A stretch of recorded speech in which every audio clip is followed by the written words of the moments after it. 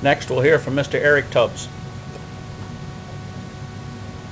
You know, I agree that there's a lot of money spent in our public school system right now, and I don't think it's underfunded. But I think the real question is, how do we ultimately fix our education system and provide the best education for the most students? And I think you have to look at a little bit of a free market approach here. The more choice that we give our students and our parents, the more we're going to see improvement in our schools. When we opened up school choice in this area, just amongst our public schools, we saw improvements in the area, and our schools have gotten better. We have good schools in the area, but the question is, do you want good or do you want them always to be better? And when it comes to your children, you want absolutely the best you can get for them. And so I'm in favor of opening up the charter school limits and getting rid of limits on charter schools, because I think that the more competition we have amongst our schools, the more they will improve.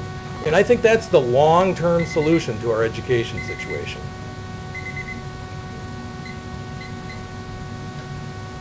Next, we'll have Mr. Justin Faber. Well, when we started this campaign back in November, I started with attending the township board meetings and listening to the audiences and listening to the people. And schools has always been the #1 topic amongst probably the most thing that I've heard most. So I started to do a lot of research on that. And what I've learned that in the 2009 and 10 budget, we allocated $45 billion. Of that, 28%, $12.8 billion went to education. So I think that's a very large proportion when you consider all the programs that we fund. So therefore, I think we need to be better stewards of our money. And also realizing that the state really does not have control how we spend it locally. So I think to be good stewards, we need to talk to our school boards and make sure they're on track also, along with our legislators.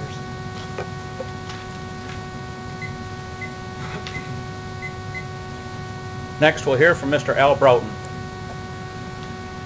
Sanilac can be proud of the education system that we have in this county. I think we are ready to take on any challenges.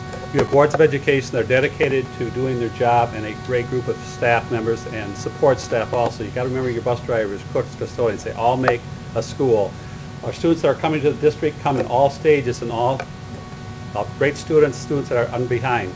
Our job is to take all students so they get the ability to read and write and go out in the world in the marketplace that we have today. Our funding has actually dropped because we have a unique situation. Is funding is totally relied upon, majority of it is with the enrollment. So as your enrollment falls, categorically your money falls with that. And the state aid also, what we have per student has dropped over the last 3 years. But the districts here in the county have done a great job of adjusting and providing great programs for the students here. And that's what we're all about, and I commend the educators and boards here in Sanilac County for doing a great job.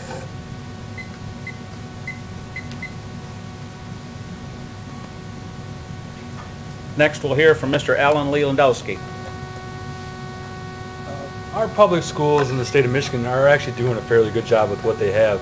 If you look around, a lot of students are going off to college, but the problem is they're not coming back to this area. I know in Port Huron and same in Sanilac County, they're going down to Detroit or going to other states to work because we just don't have the jobs that they're going into in college. You know, they're going to a lot more high-tech jobs where we just don't have that in Michigan. But overall, I said we have some of the toughest standards in the state of Michigan for educating, especially now with the class of, I think it started with 2011.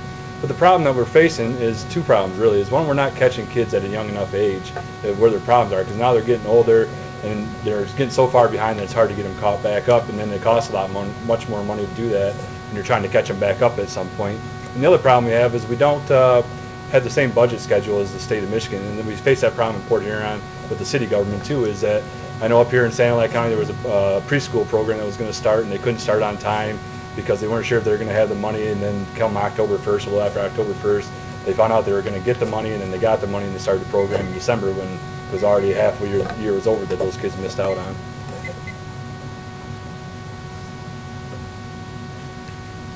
Next, we'll hear from Mr. Kirk Dale. I remember when Proposal A came in, and it was a chance that all pupils here in the state of Michigan would get the equal amount of money.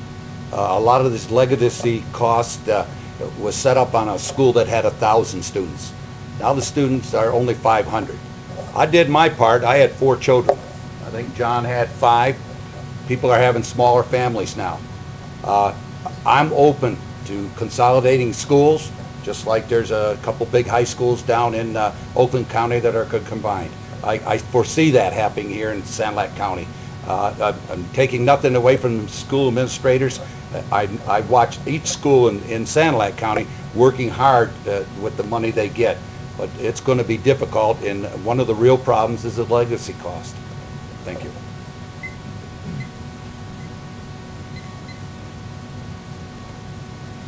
Next, we'll have Mr. Ed Smith.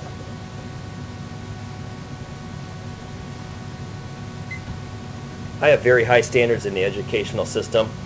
I have a strong relationship with every single one of my children's teachers, the principals, the administration, the school boards, and the superintendents. I have very high standards and I hold them to that. Average and mediocre in passing to me is unacceptable.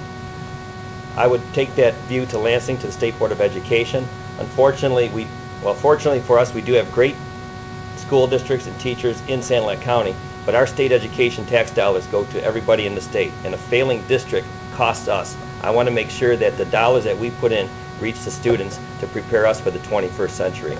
I would be for consolidating school districts. There's 558 in the 70s. There's 558 today, even with the technology. How many sheriffs do we have in the state of Michigan? 83, one per county. Thank you.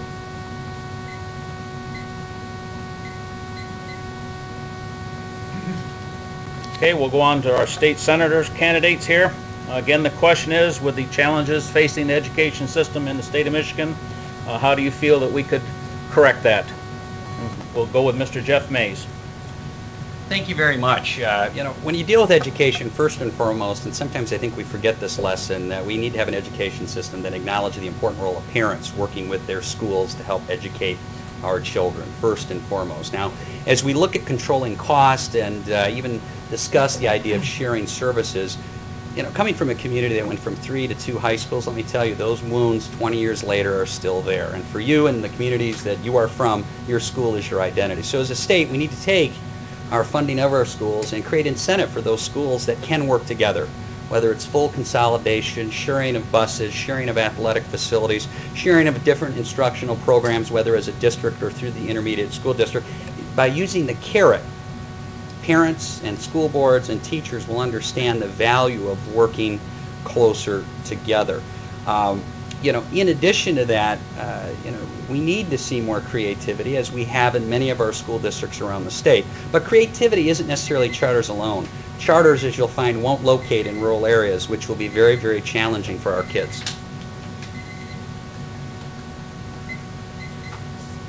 Next, we'll hear from Mr. Mike Greene.